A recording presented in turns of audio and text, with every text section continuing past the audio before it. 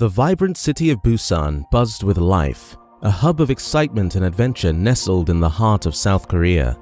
Nestled within its rugged terrain lay ancient Budapest temples, hidden deep within the mountains, just waiting to be explored.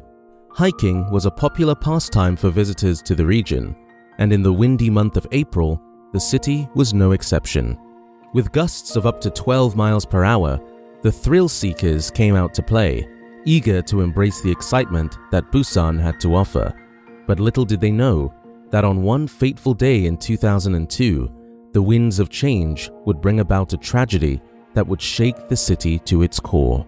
As Air China Flight 129 made its final approach to the runway, the crew had no idea what lay ahead. The air traffic controller's voice crackled through the speakers, delivering a message that would change the course of history forever. The date was April 15, 2002, and Air China Flight 129 was preparing to depart from Beijing Capital International Airport.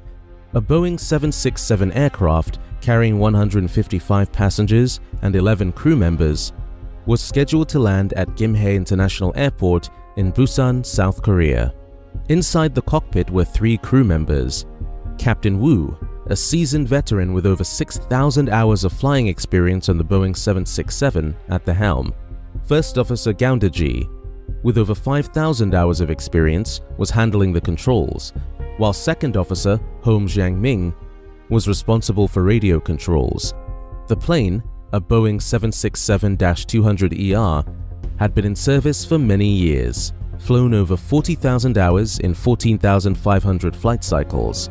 As Flight 129 took off into the skies, no one could have predicted the events that would soon unfold.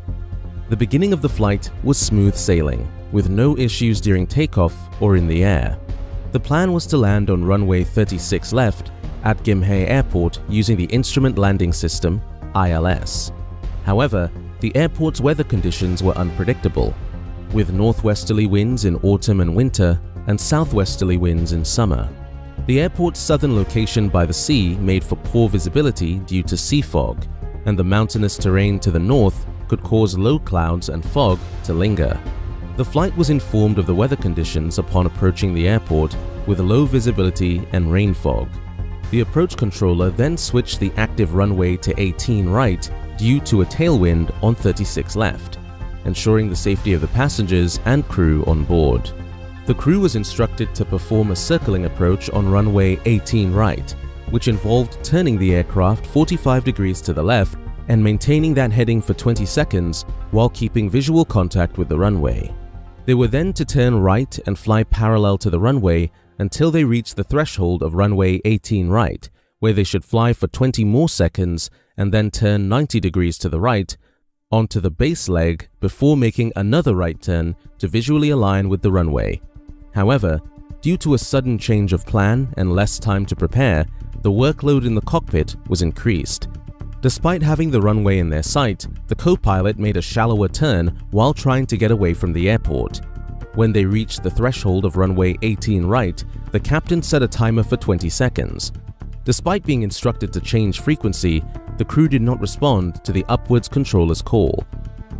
The crew was finally able to contact the tower controller, but the first officer was uncomfortable flying due to strong winds. The captain finally took control of the aircraft and the timer ran out. Meanwhile, the tower controller issued their clearance to land, which diverted the captain's attention. As they were too close to the runway, the Boeing 767 couldn't turn and line up with it. To make the turn easier, the captain began turning left to swing wide. Finally, 15 seconds after the end of the timer, he turned the plane right. However, the Opera's controller lost sight of the plane and called the tower controller to ask if they initiated a go-around, but received no response. The plane flew deeper into the clouds, making it almost impossible to see the runway. Despite being on a collision course with a mountain, the crew kept searching for the runway, and the co-pilot requested a go-around, but the captain didn't react. Once again, the co-pilot asked the captain to perform a go-around, but suddenly, the crew spotted trees through the rain. The captain pulled back hard on his control column, but it was too late. As a result, the tail hit the ground first, and the fuselage shattered on impact, killing 129 of the 166 people on board, including the first officer and second officer. However, 37 people, including the captain and 2 flight attendants, survived the impact. Most of the survivors were seated in the middle section between rows 21 and 23 at the back of the plane. Briefly summarized, the incident occurred during an unstabilized approach to runway 6L, which was changed to a circling approach at the last moment. The crew missed landing briefings, and during the crucial phase, there was a change in control. They flew off course in fog and ended up crashing into a hill just in front of runway 18R. The investigation report revealed that the crew missed the approach controller's instruction to contact the tower on frequency 118.1. Furthermore, the co-pilot made a shallow turn to the left instead of a sharp turn, which caused the aircraft to fly too close to the runway. If the crew had turned the aircraft 45 degrees to the left and flown for 20 seconds, they would have had enough room to turn onto the base leg. Upon reaching a beam of the runway end, the captain began the timer and the co-pilot was uncomfortable flying due to the strong wind. However, the captain made a critical mistake by taking over the control of the aircraft. As the aircraft was not far from the runway due to the shallow left turn, the captain turned the aircraft left to make enough room for the right time. When he initiated the right turn, the plane was already outside the circling approach area. The crew should have initiated a go-around procedure, but the captain did not think it was urgent. The co-pilot requested the captain to go around, but the captain continued flying until they suddenly saw trees through the rain and the plane crashed. The airport was equipped with a minimum safe altitude warning system, but it only produced a visual warning on the tower controller's radar screen and not an audible one.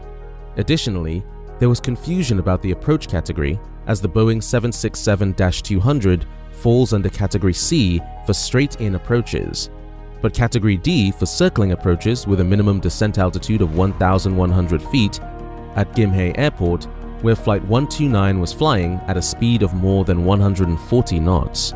The Chinese investigation team released 28 pairs of comments regarding the Korean official report.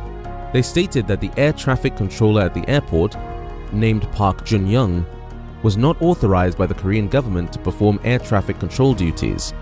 Furthermore, they noted that he was not familiar with the characteristics of a Boeing 767 and erroneously instructed the flight to descend to 700 feet instead of 1,100 feet.